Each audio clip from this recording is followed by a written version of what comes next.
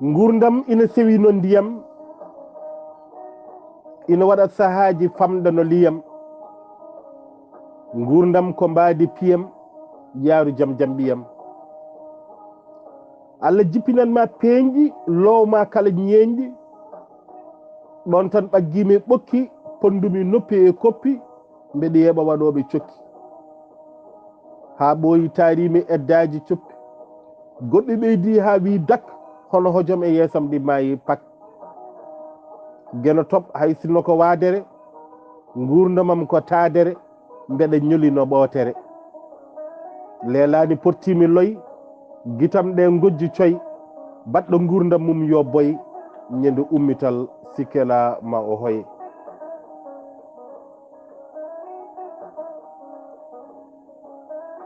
aadiyanke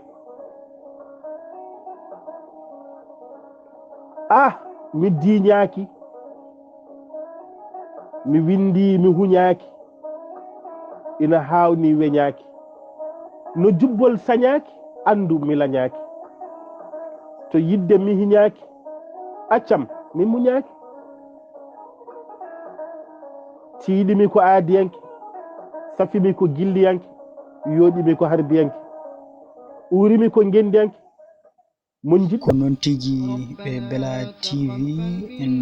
jetti en jarni ɓen yeeɓiyankoɓe ayawo ngo sikkela eɗen jogui sunare oɗo ñalawma mo ganduɗa ko kañum woni talata 18 nduɗo lewru yarkoma hono jalal mawgal jaggal e leñol he biyeteɗo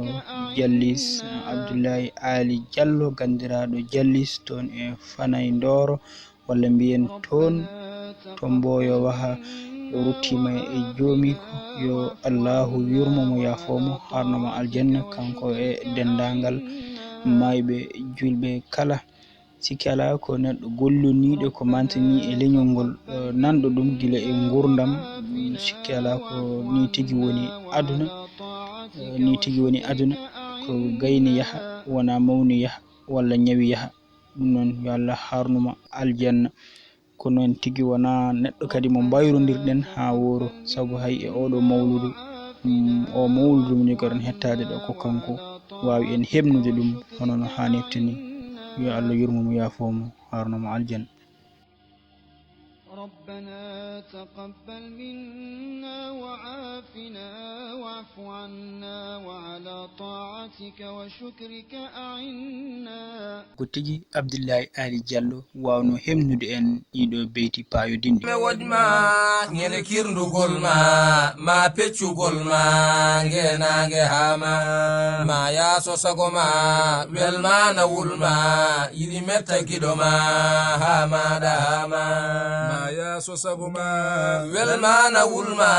yiɗi metta giɗo ma hamaɗa hama ñele duusi giɗo ma ina haɓɓi dow ma woni pellital ma soɓe mbimo jeyma hamaɗa hama hamaɗa hama sago ma welma na wulma yiɗi metta giɗo ma hamaɗa hama an holko mbiɗa e ka gaska jiiɗa